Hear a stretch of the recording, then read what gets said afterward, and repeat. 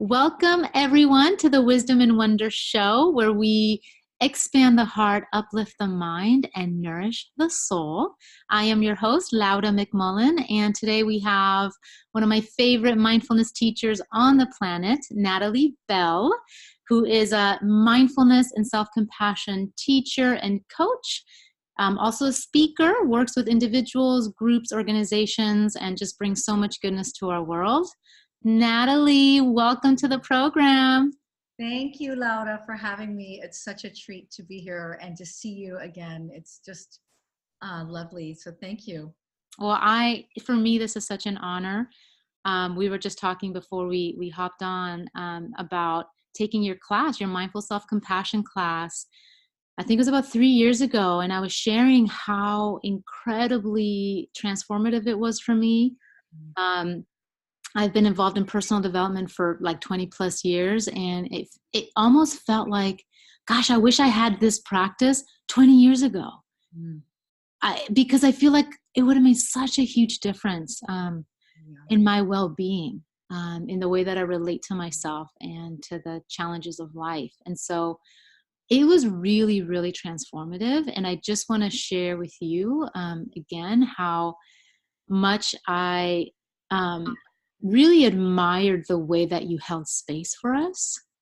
In our small group, I felt like our class was very, there was a lot of tenderness and kindness and gentleness in this practice. And it has really been a sustaining force for me ever since. So I just want to thank you for being such a beautiful teacher and for this work of bringing mindful self-compassion. So thank you. Oh, you're welcome. A treat to do that.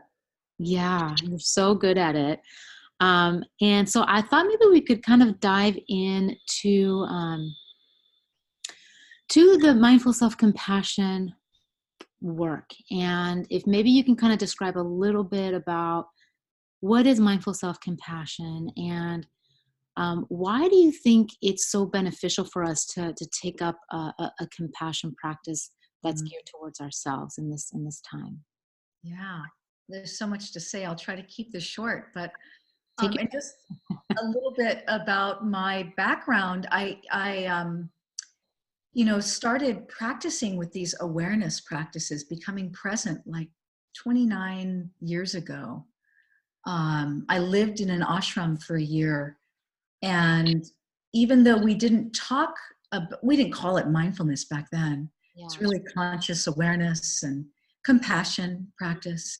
Mm-hmm. But I think what's interesting to me about mindful self-compassion in all of the work that's available now to learn from is that it takes the mindfulness practice that's been around for at least 40 years now, and it allows you to go even deeper to discover not only what you're experiencing, like what am I noticing, what am I aware of, what can I be seeing and feeling and hearing and noticing in the present moment, but also how's this one here doing, the experiencer.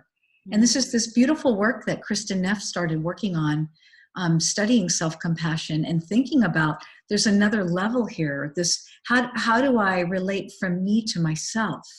Mm-hmm. And I think for many people who've been practicing mindfulness for decades, that this was another level of looking inward to discover like, oh, right now, even if I notice I'm struggling or if I'm having a challenge with something, that I can help myself. I don't have to just, quote, be with it, but I can also really care and comfort myself just as I do for good friends and family, that I can do unto myself as I do to others, taking the golden rule and making it apply to you.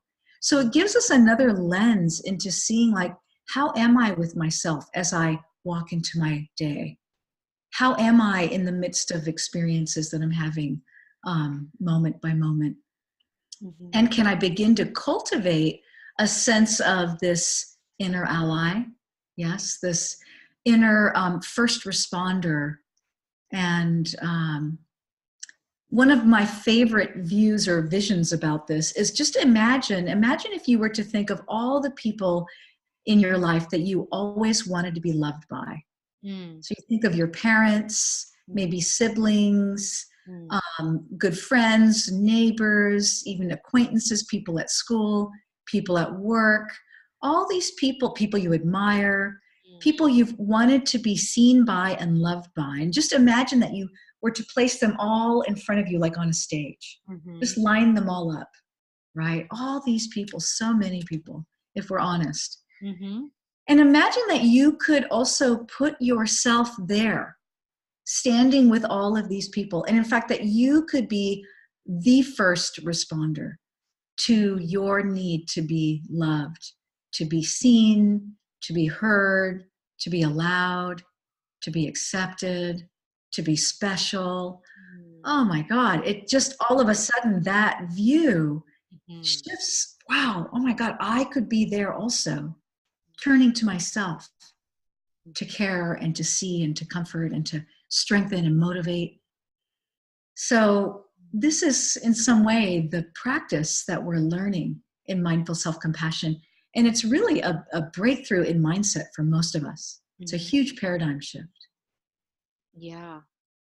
Yeah, I remember when we were in class together, and this idea of the first responder, came up, and I remember that we had to create some kind of loving kindness phrasing for ourselves, and I got so emotional. One of mine was, "May I be there for myself. Oh yeah. May I support myself. May I," and I think you had used the language, "May I come to my own rescue." Something like that. And it was like, Yeah, wow. beautiful. Yeah, it feels, it's very profound. It's Yes. profound work. Yes. It often resonates really deeply with everyone. And of course, in that, we might also realize how vulnerable it could make us feel. And also how it might bring up some old memories, or even the realization that, oh God, I haven't been there for myself. And we really practice anticipating that some difficult feelings can come up with this, because we're meeting our hearts. We're also meeting our hearts where we haven't attended or tended to, right? And in doing that, we might notice like, oh my God, it's been so long since I've honored myself, or since I've been there, since I've been kind and caring for myself, or my body that I've so neglected all these years. That we can all relate to that, So we really are careful to anticipate that these other feelings might come up as you train this inner voice. But we prepare for it. We know, oh, okay, it's normal that we're going to notice these feelings, notice where we're not kind or where we haven't been there for ourselves, but we're still going to keep turning towards that kindness and that inner support, learning to be an inner friend to ourselves. Which it feels like, for those of us who are very kind and compassionate for others, it seems like we are so good at forgiving, being patient with other people, right? Like extending this generosity of heart, of spirit with others. And do you find that people who are really good at doing that for other people, like it's hard to do it for ourselves, right? Like it seems like it's I've noticed that too with people who are very giving to others. It's almost like we haven't included ourselves in that circle. Sure. Right? Yes. I mean, for some of us, it's taboo almost, like in our culture, in the way we were raised with our families. Sometimes it's like, I certainly can't come first. And maybe it's not even acceptable to be nice to myself, because I've got to be that harsh inner critic all the time if I want to move up in the world, if I want to get things done. Or it can so oftentimes feel like almost a foreign language that I'm learning, like, God, how do I talk to myself in a positive way? I teach also this practice to motivate yourself with compassion, like to give yourself energy and enthusiasm and strength and courage. And it's like, when people try that out, often it's hard to find the words. Like, how do I be that positive, Mm. coach or positive mentor to myself. We know how to do it for other people, right? Especially in need, when they need compassion. But Mhm. it's really unusual to begin doing it for ourselves. Yeah. So part of what we're doing is we're kind of putting on the coat. We try a couple of phrases, try a couple of words, and Mhm. go, oh, yeah, okay. Or we find a way to do it where we include ourselves in the imagination that we're talking to someone else, but we're also including ourselves. So we Mm. begin to do it for both of us, and that might feel more natural. That's interesting. Yeah. Yeah. And so what do you would you know, can we talk a little bit about what, because it does feel like it is like you were saying, it feels like it's a new, different way of relating with ourselves. Like I think a lot of us might be very familiar with the inner critic and the voice of everyone else, of society, of all these expectations, parental voices, when when we make mistakes, or we can berate ourselves. Like we can be so harsh towards our own being, um, and it seems like all of those are layers that get in the way of connecting with that more kind and friendly ally. And I love that you use that language of ally.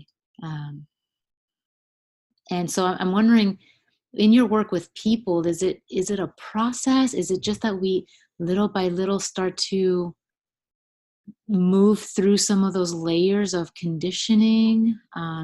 What do you feel has helps us develop this compassionate relationship with ourselves? Yeah, part of it is having these smaller kind of mindset breakthroughs. Like, oh, this kind of aha moment, like, wow, I can really be kind to myself. One of the things that Kristen Neff came up with, which was so beautiful, was asking yourself how you treat a good friend when they're struggling, or maybe they're suffering through a health problem or a financial problem, relationship problem. You think about the language you use for them, and Mhm. then you shift perspective and you ask yourself, how do I treat myself when just remembering a recent moment when you were struggling with something, Mhm. you were having a hard time. Maybe you made a mistake, you caused a problem, you weren't feeling well with your health or in a certain relationship. And how were you treating yourself? What words were you using for yourself? Mhm. So that kind of awareness is the first step. It's mindfulness, really. And the mindfulness piece is really important, just to like go, oh, there are these little red flags or orange, like these little flags that come up and go, oh, I'm really having a hard time right now. I'm feeling stress, and and also I'm noticing that I'm beating myself up about it. Like I feel like I'm really down on myself. And just that awareness is already an opening. Mm. Even that you name it for yourself, you use this validation technique, you go, wow, I'm feeling stressed right now. We Mhm. learn to do that first. So we start to identify these moments in our daily lives where we're feeling less than, how we'd like to feel. Mhm. And we become aware. All of a sudden, we create a sense of space like, oh, and right now I notice that I'm really getting down on myself about it. Maybe right now I can just be kind for a moment. Mhm. So we have these little, almost like micro moments of awareness um, and kindness that we can offer to ourselves. And already that moment creates a kind of tidal shift Mm. in seeing how we can be with ourselves. Even just one moment of self-compassion can change your day, and many moments of that can change your life. This is something Chris Germer loves to say, but it's true. We see a kind of tidal shift in that. And I mentioned Chris Germer. He's the co-creator of the Mindful Self-Compassion program, along with Kristen Neff. And Yeah. so I trained with both of them, and they're just beautiful teachers, continuing to develop and dynamically change or add and enhance this program, Mindful Self-Compassion. So does that make sense that we really, we have these little moments in our day where we see for the first time, I can be nice to myself? Or another mindset shift kind of power phrase, I can be kind to myself. Mm-hmm. Mm-hmm. Or I have the time to be kind to myself.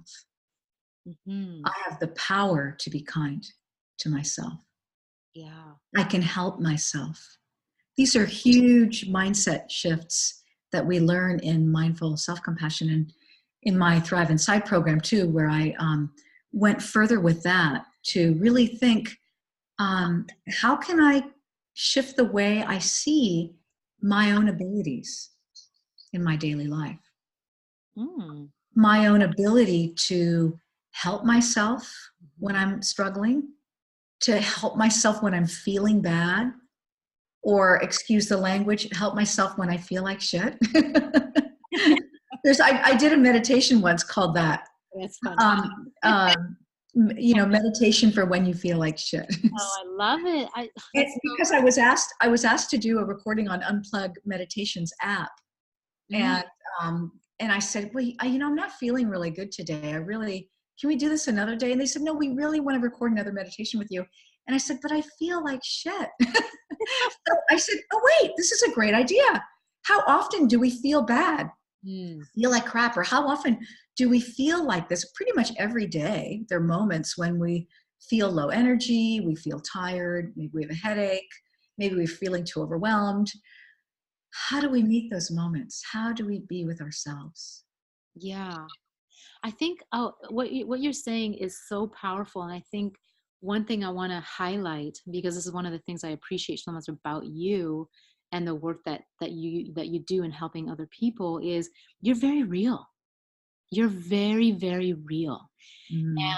And I think that, you're also this like really wonderful presence in the mindfulness community. And I want to take a minute to kind of read through some of the pieces of your bio, because I think that sometimes we get this idea that when somebody is practicing mindfulness for a long time, and you've been doing it for such a long time, now you're this wonderful teacher, and you've been featured in so many really prestigious places. And, that we have this idea that you have completely now transcended the human experience, right? Like a mindfulness teacher is transcended, and now you're always elevated beyond the human experience. And I think what you just described is absolutely, that's not the case, right? But you do have tools. And I think that's what makes you as a teacher so powerful, and relatable, is that you are very, very real. And so in your own reality, in your realness, we can relate to you, and then really integrate the tools that you have been learning and integrating in your life and now sharing, so that we can maneuver through those moments of feeling like crap, because we do from time to time. So if I can, I just want to read a little bit of your bio, because I think it's really, or just share a little bit, because you do a lot.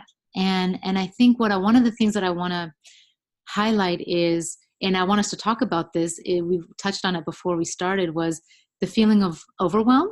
And sometimes the feeling of overwhelm is because there's so many good things that we want to do.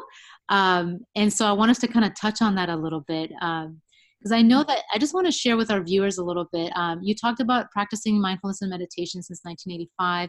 You're also a faculty member of UCLA's Mindful Awareness Research Center, a certified mindfulness teacher, senior teacher, and director of corporate programs at LA's renowned Unplug Meditation, which you had just mentioned. That's why I wanted to touch on that a little bit. Also, one of the distinguished groups of certified mindful self-compassion teachers. And you serve on the healthcare advisory board of the Center for Mindful Self-Compassion.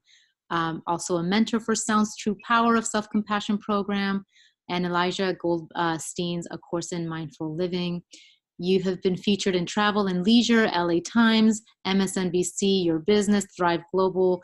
You've worked with Fortune 500 companies, and NBC Universal, the Milken Institute, the Getty Foundation. I mean, it goes on and on, right? Like, you do a lot in this world.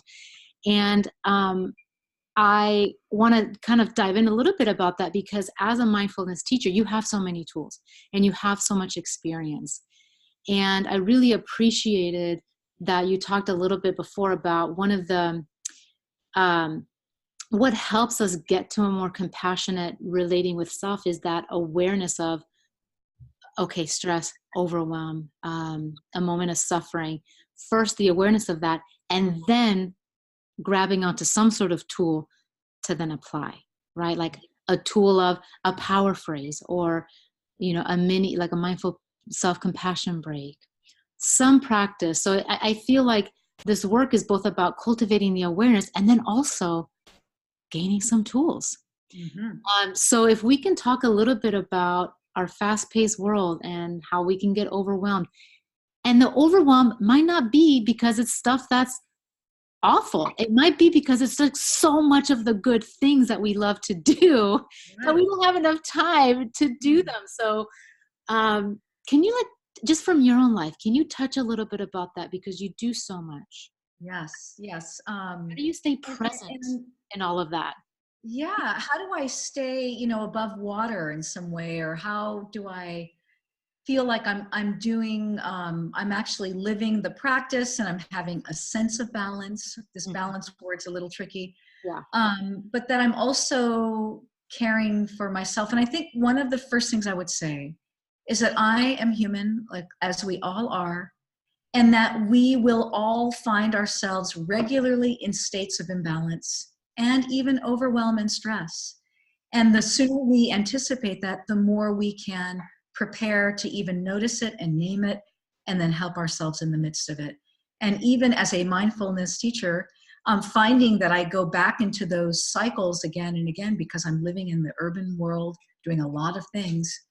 I can still deal with that. I can still work with it, even though I stumble and fall all the time, like everyone else. In that I do get stressed or I get overwhelmed at times. This morning I was telling you, I was in the shower and I felt like, God, I looked at my schedule. I've just got so much going on, because you didn't even read some other things that I'm now the director of online programs for the Center for Mindful Self-Compassion, because I teach online a lot. And I've got my own program, the Thrive Inside program, that I'm developing, and other programs online. And there's just a lot that's going on, and a lot of great stuff I'm very grateful for. But also when I look at my schedule, and I think we can all relate to this with all of our lives, whether it's family, work, obligations, healthcare obligations, you name it, all of that's happening, as well as the constant input we're getting from the news, from social media, from emails and friends and socializing, and also the events of the shifting world that we're in right now, which seems to have kind of gone really haywire in the last few years. And it seems to have become very dramatic. So now we, as well as the fact that we have these portable devices, our smartphones, and so that we have access to information overload all the time. Like yesterday, I finished teaching a 2.5 hour mindful self-compassion class. I got into my car, this beautiful music was playing, meditative music. I thought, oh, how lovely. This is so great. I just feel so tranquil. And then as I shifted gears to start driving, I thought, oh, well, shouldn't I turn on the radio and find out what's going on in the world? And there it is again, like all of this input constantly coming in, and feeling like as I said earlier, I was in the shower this morning and I felt like, wow, I feel like there's just not that much room. I don't have space. And then for a moment, I shifted out of that and I said to myself, wait a minute, right now, I have space for myself to be where I am right now. I can feel the breath in my body, I can feel my feet on the ground, and I can even, put my hand on my heart just to reconnect to that sense that, hey, I'm right here, right now, in this moment, and I'm going to take this moment for mine because it's my life right now. And I'm in this moment where I am, even if in an hour I've got this to do and in 2 hours I've got that to do.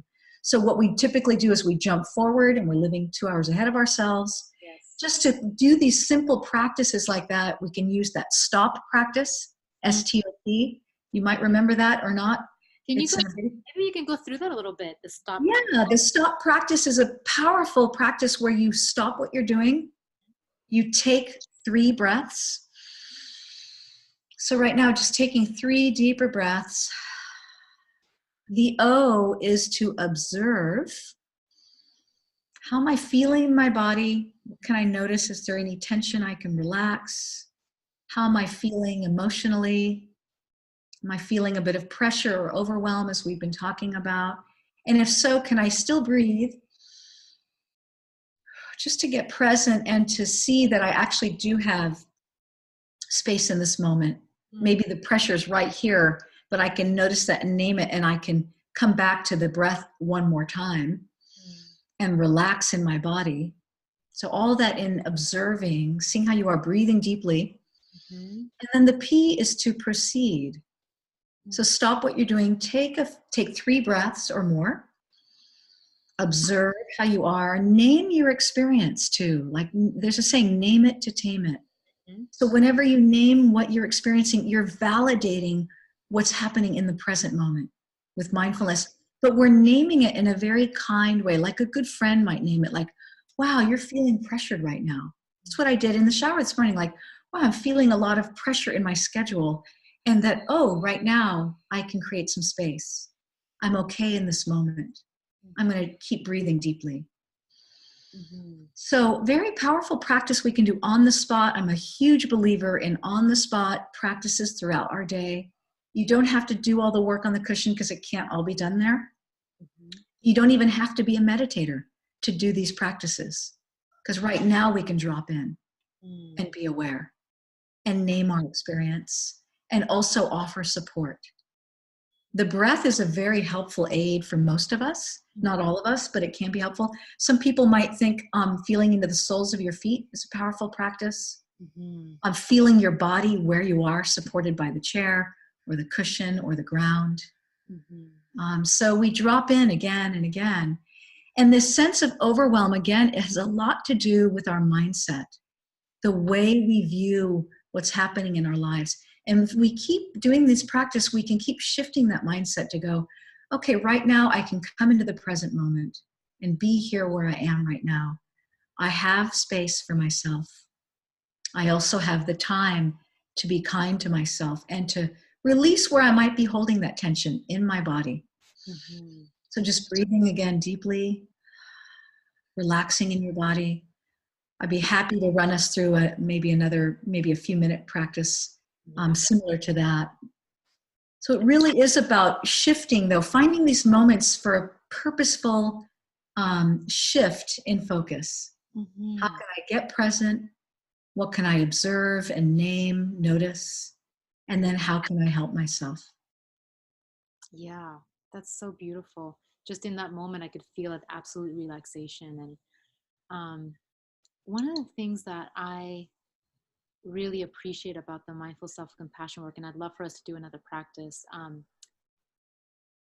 it's taken me like a little bit of time to kind of get to this place where it's one of my go-tos, is understanding where the context of my life. Like, so if I drop the ball on something, if I forget to do something, if I'm not as, prepared as I would want to, or I'm not able to do that the way I used to be able to for whatever reason. Being a recovering perfectionist, which I like to, I used to berate myself for not having it all perfect, right?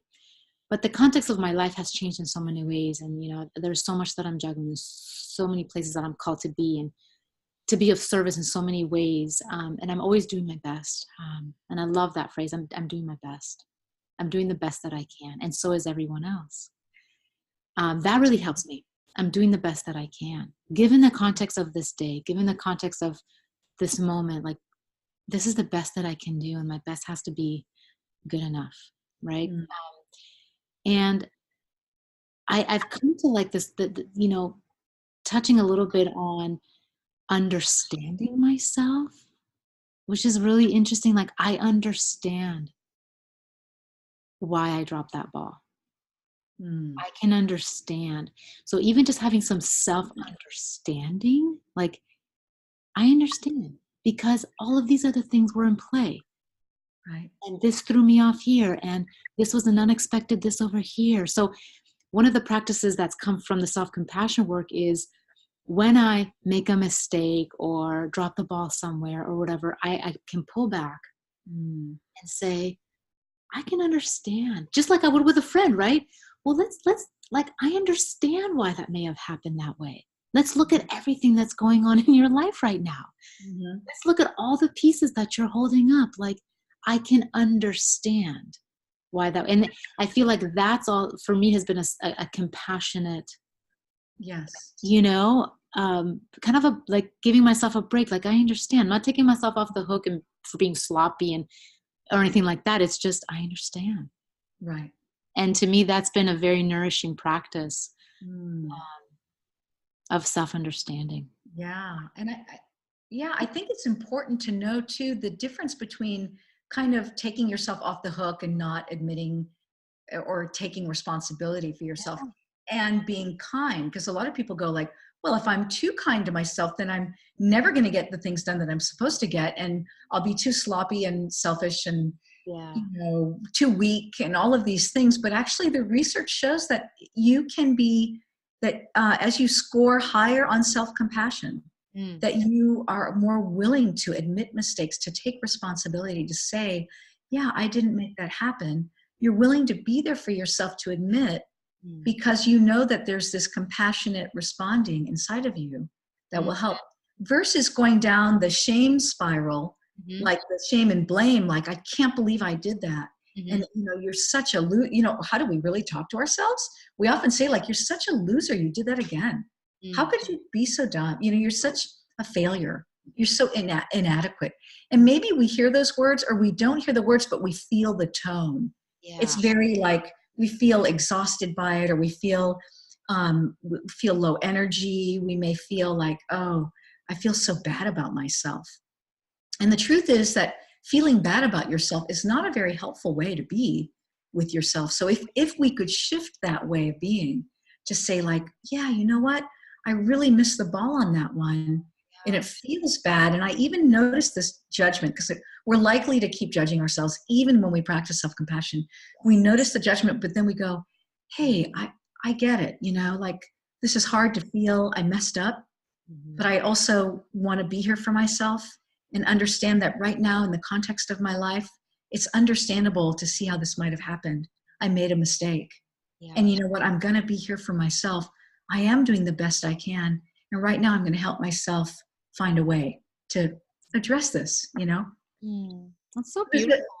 And Yeah. it feels like, I feel like there's something kind of ironic too, because in our accepting of self and being there for ourselves, and then, addressing and facing the mistake, like let's say it's at work or with family or something, like, I feel like we end up kind of modeling and embodying a certain vulnerability and strength Mm, in being able to say, I'm really sorry, that I didn't come through the way I wanted to. And then right. I feel like that almost gives other people permission to be human, because at the end of the day, we're Mm, just human. And that's, like we were talking before, like yeah. we're human. So I feel like in our humanity, we're also able to give permission for others to, maybe not everyone has everything together all the time. And That's it's right. Yeah, and I think when we're that way with ourselves, when we're truly authentic, we're real, we are we're being who we are. We can also Other people open up and they become more who they are, and we have this chance to feel connected when mm, we're like that. You know, if I do something and I admit a mistake or admit that I was perhaps wrong with something, or I hurt feelings to my husband, for example, if I can say that, it will open him up to say like, okay, you see me and I see you, and we get an opportunity to connect, mm, right? So mm, this is really helpful in the way we are with each other. And I think when we practice these practices for ourselves, we model it. People see it. mhm. People feel us. They can see it. And they can also be kinder to themselves. They can be more present and therefore more able or capable of connecting. And that's what we're all really here for, is to connect, to be seen and to feel seen and to exchange ideas and to feel like we're part of a larger whole. Yeah. I feel like to also just to know and to feel okay as Yeah. you are, right? Like, I'm okay just as I am. I feel like Mm. there's a relaxation there of like the connection, the belonging, and I am who I am, and I'm always, growing. That's right. you know, being more of myself. But that Yeah, human. it's Carl Rogers' phrase, what is it? The strange paradox of life is that when I accept myself, then I can make a change, you know? When I Yeah. finally accept myself, and just in this moment, you know, that right now, it's okay to be me, right now.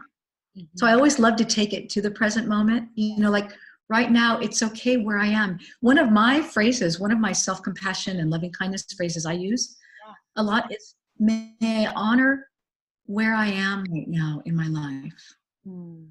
this moment. Mm-hmm. May I honor what I've done. Mm-hmm. May I honor where I am today, Mm. right now. Mm-hmm. Mm. Because we're such a striving culture. It's like we're just always climbing and trying to improve. And, you know, it's like it's never enough. Yeah. So it's so important to let yourself land there. Like, oh, right now, Mm. I can show up as me, and I can honor me, and I can honor this beautiful spirit in me, this beautiful life in me Mm-hmm. that wants to connect here and with you, you know, and with the world, with the ones I love and the ones I don't even know yet that I would love to connect to and to Mm. grow from. Yeah. Oh, as you're talking, I feel so much warmth Mm, in my heart, and this the focusing on, on the reminder of the beauty of connection, and presence and being here and mm, now. I'm curious if you could maybe take us through a couple of things, like maybe like another practice that you think might be, I feel like useful, maybe like on the fly, like mm, like what you were just saying. I could almost see myself in a working environment, or driving home from work, or walking away from a meeting, or in the bath, like, at the bathroom, or anything, like a pause in a moment, that no mm. matter what's happening, to be able to kind of come back into that. So I'm wondering if there's any phrasing or any power, you call them power phrases, either to kind of compassionately motivate ourselves, or compassionately be okay with who we are and what's happening in the here and now. Yeah. We can do, like, while we're driving, or even at a meeting, you Mm, know, where we're not necessarily in nature, sitting by ourselves in that ideal state where it's like, oh, everything feels good. yeah. In the moment, in the fly of the days, what are Yeah. some things that we might be able to do? Maybe we can go through some, or what comes up for you? Sure. And maybe what I'll do is extend, I know it's simple. We already talked about the stop practice, but I think what I'll do is give you some options with that stop practice. Mm-hmm. There is the self-compassion break is another thing I could teach there. But basically, what I can teach is a very, what I'll do is kind of an extended, maybe 2 or 3 minute practice together, but to Okay. show you how you can do it on the spot. Yeah. So we'll do a little bit longer, 2 or 3 minutes, but then we'll talk about how do you show up just to land in that place. Mm-hmm. So, and for whoever's listening, probably many people have practiced meditation in some form or another. But as I said, you don't have to be a meditator at all to get these. But meditation is a powerful tool. So one of the ways I like to think of it for people who don't want to be meditators, but say, I still want to practice with this. Uh-huh. I look at like these little 1 minute meditations as these 1 minute micro practices, like dropping in Mm-hmm. a powerful shift, right? Moments of presence. How do I get grounded and centered again? So let's just see if we can practice this. So just getting in a comfortable posture. If you're walking or if you're driving or doing whatever you do, you don't have to close your eyes at all. But just taking a moment to turn towards your breath. So we're going to do a kind of modified stop practice. So slowing down or stopping what you're doing, taking 3 deeper breaths. So just start with a slow inhalation and breathing out slowly.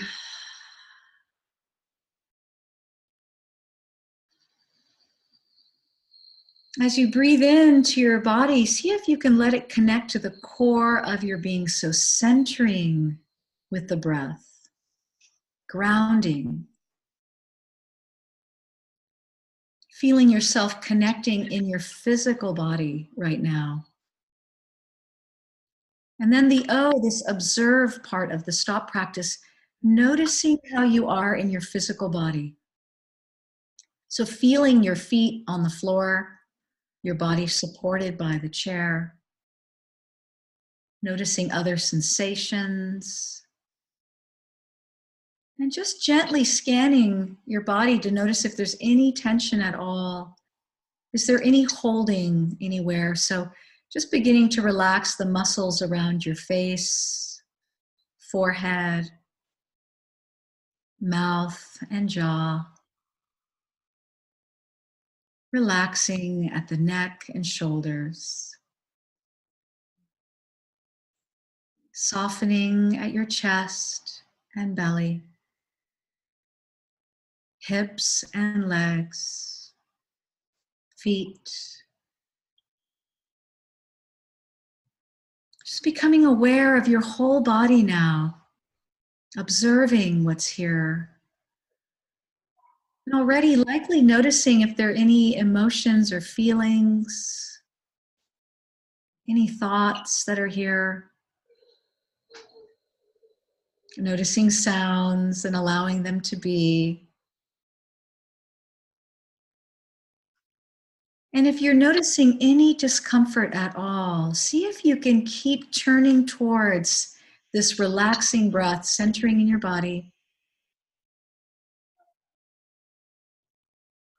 and validating your experience for yourself. So naming your experience like, oh, I'm noticing some tension or some tightness or some pressure, maybe some stress or worry. And just honoring what's here for myself. I can be with myself as I am right now, even if there's this stress here, knowing I'm not the only one who feels this way. It's normal to have these feelings.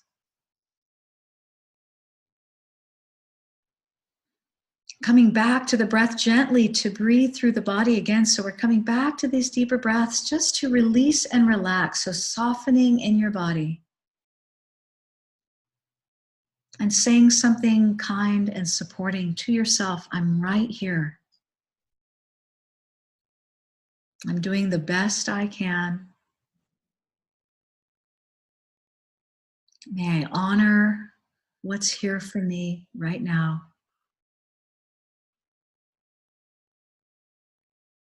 And may I be kind to myself. I'm still noticing this tension or pressure. Just breathing through my body once again.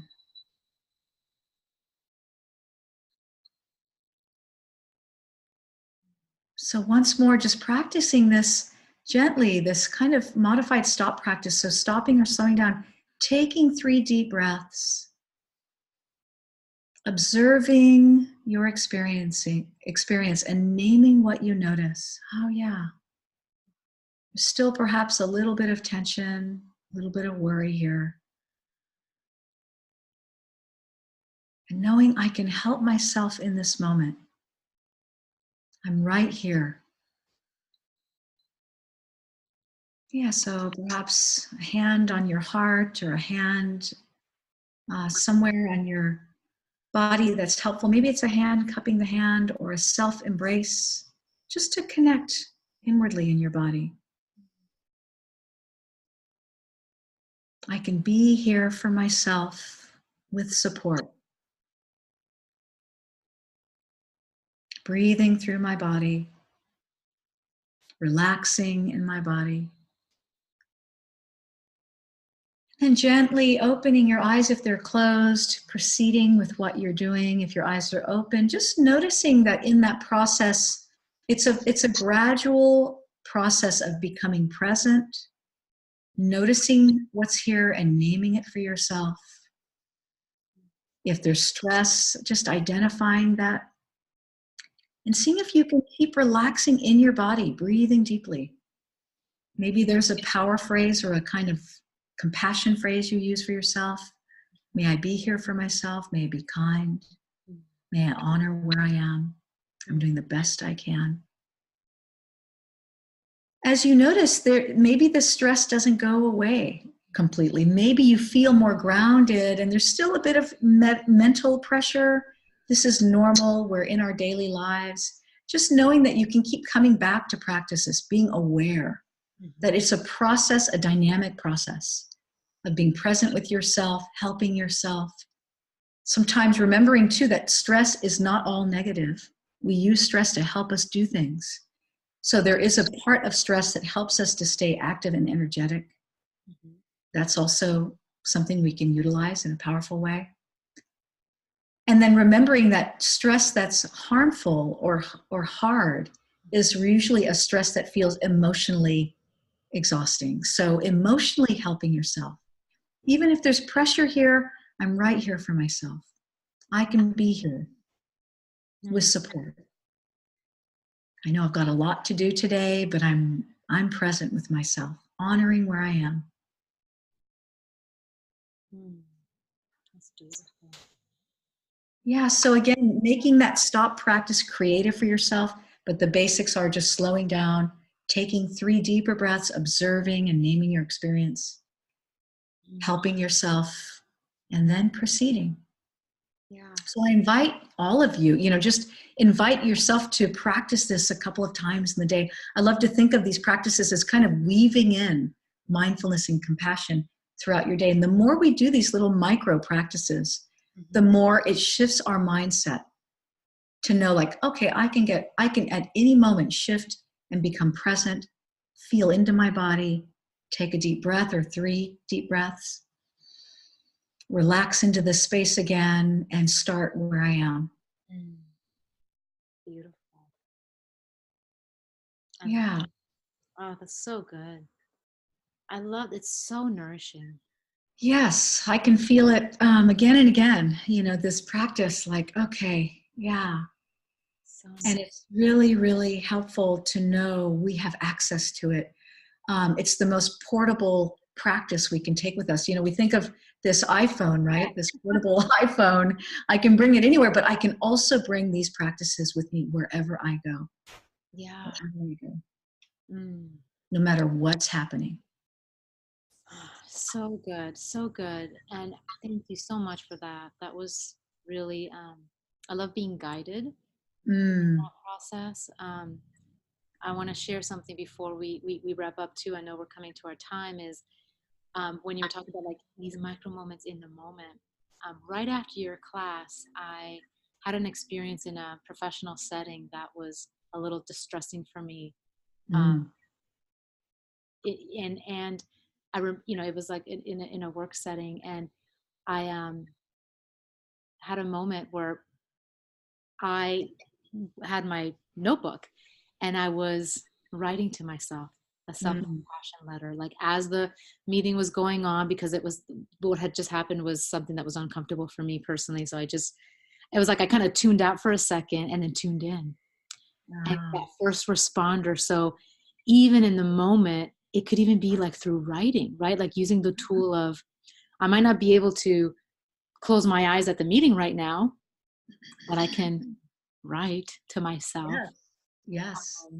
And it was like phrasing and writing and I just found that and it wasn't even that long, but it was like, again, being there, that first responder in that moment.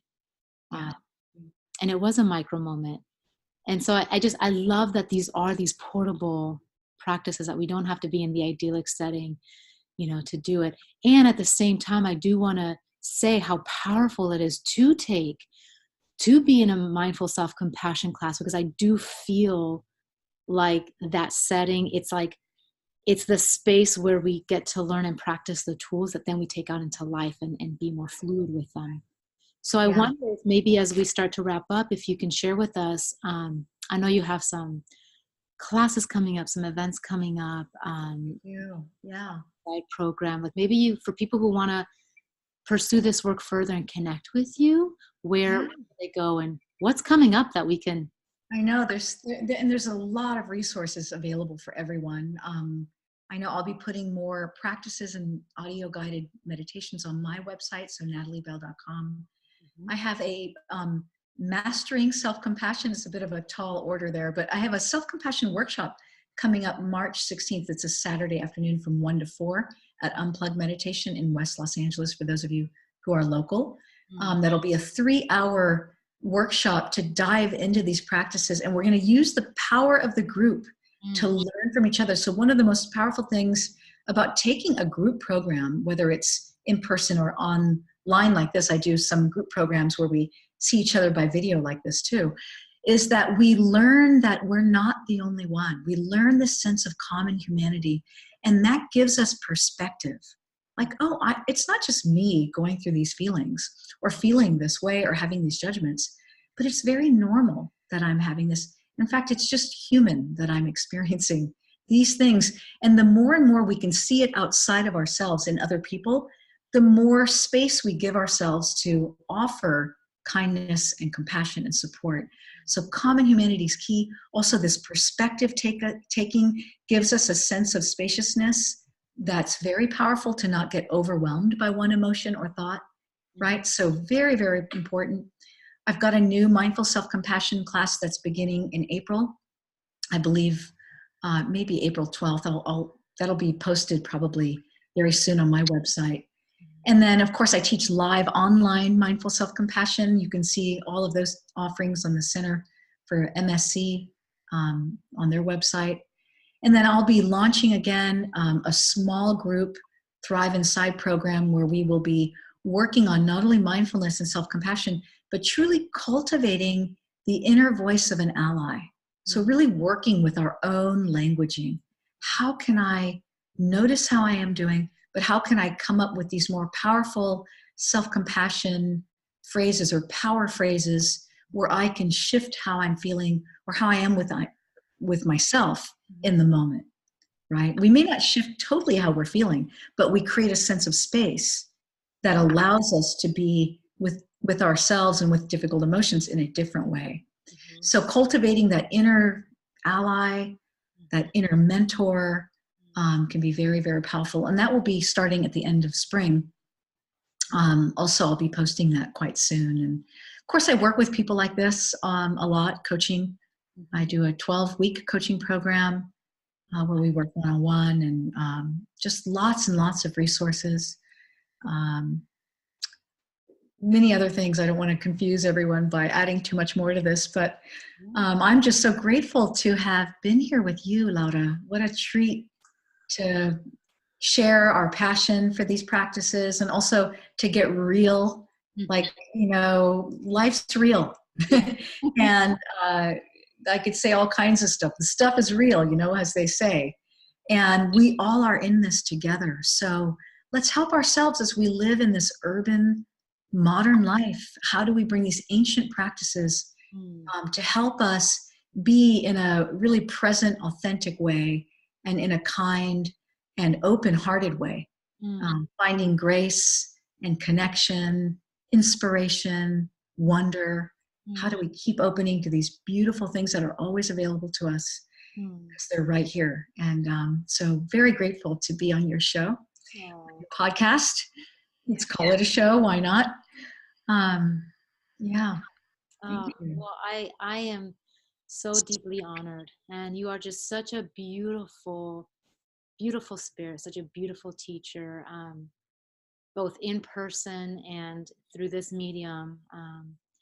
I have always resonated with you so deeply, and I really, if anyone has the opportunity to take a live class with you, I really encourage it, because there's something that you do in that space that is so special. The way you hold space, and it translates through video too, which is really powerful. So thank you so much for your sharing your wisdom, your insight, your experience. I'm so happy to know that there's so many ways that we can connect with you in multiple ways in these practices.